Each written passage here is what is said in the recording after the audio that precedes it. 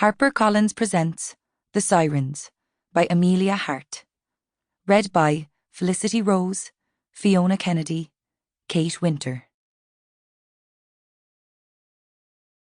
Historical note. In 1788, a fleet of 11 British ships landed on a shore almost 10,000 miles from England. The ships carried convicts whom the overburdened British prison system could no longer hold.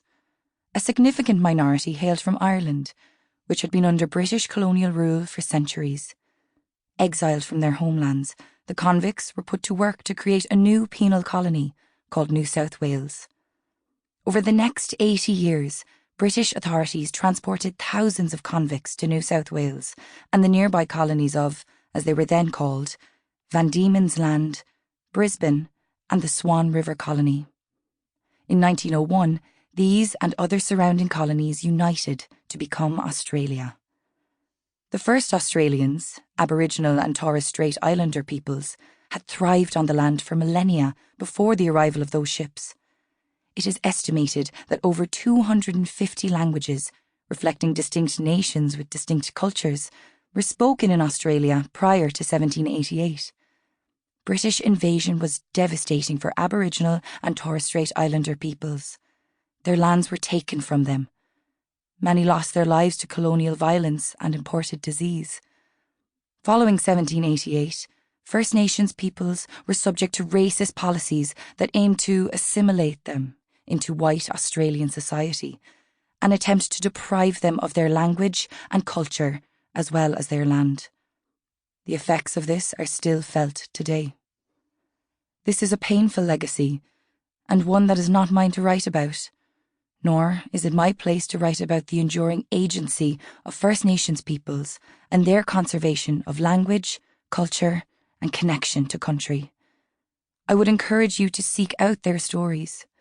The Australian Institute of Aboriginal and Torres Strait Islander Studies, accessible at aiatsis.gov.au, is a good place to start. Acknowledgement of country. Coma Bay is a fictional place, inspired by my treasured memories of staying with family in Bateman's Bay, on the south coast of New South Wales.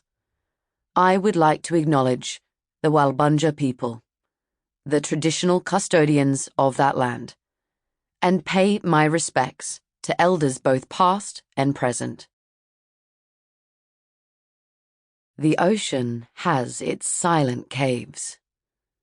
Nathaniel Hawthorne, The Ocean. Part 1. Prologue. She breathes in time with the sea. In.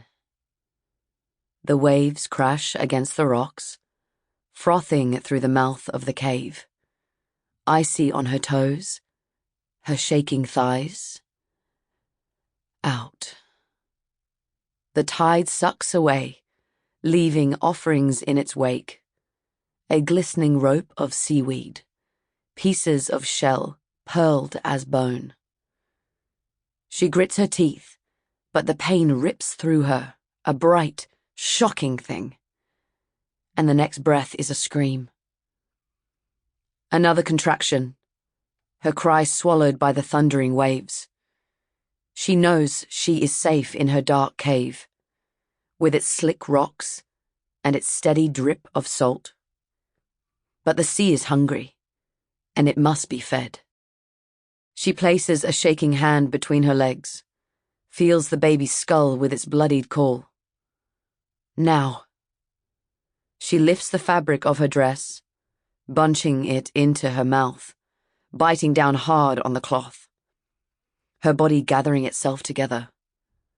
One more push, and she howls, her body split open until it is empty, spent, and the child is in her arms. She touches the tiny starfish hands, the half-closed eyes, the shell-pink lips. She allows herself this one precious moment, and then she rises, trembling, Sample complete. Ready to continue?